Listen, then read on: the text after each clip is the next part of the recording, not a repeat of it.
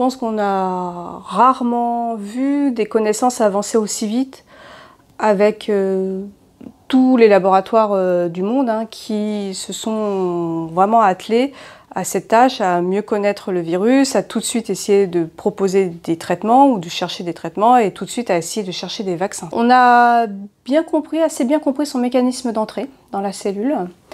Alors on l'a bien compris parce qu'on a bénéficié aussi des connaissances qu'on avait sur le SARS-CoV-1 en fait. On utilise souvent l'image de la clé et de la serrure. Le virus a la clé, et la serrure c'est à côté de la cellule, ce qu'on appelle le récepteur. Et donc on a identifié la serrure, on sait même qu'il peut y avoir d'autres petites serrures que le virus peut utiliser pour entrer dans la cellule. Et on sait quelle est la clé, on sait en fait la protéine qui permet de rentrer dans la cellule, c'est la fameuse protéine spike ou spicule en français, dont on a pas mal parlé parce que c'est aussi celle qui déclenche la réponse immunitaire qui éventuellement pourrait être protectrice. C'est une protéine aussi qui est importante pour les stratégies de développement de vaccins. C'est une grande avancée parce qu'après on peut imaginer des molécules qui bloquent cette entrée.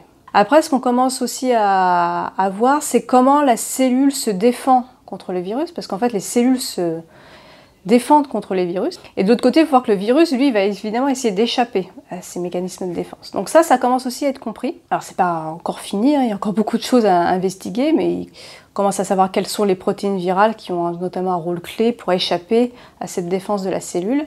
Et là aussi, c'est des pistes très intéressantes. Si on peut penser au traitement, on peut se dire qu'il vaut mieux qu'on ait une défense dès la cellule, dans la cellule.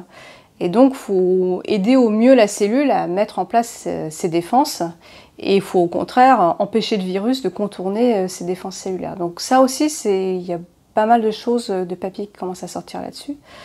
Et donc ça aussi, c'est des pistes très intéressantes aussi pour d'éventuels traitements. Et puis même en termes de connaissances, de savoir comment le virus déjoue ces mécanismes de la cellule, c'est toujours important à connaître. On a aussi une surveillance mondiale des différentes souches qui circulent de ce virus, avec des banques de données extrêmement riches.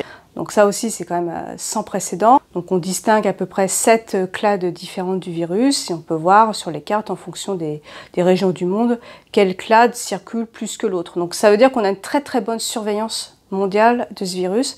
C'est vrai que les technologies ont considérablement changé ces dernières années et on peut séquencer finalement tout un génome complet, les 30 000 nucléotides extrêmement facilement, ce qu'on ne pouvait pas faire il y a encore 10 ans. Et on a des cartographies en temps réel quasiment de la circulation de ce virus au niveau mondial.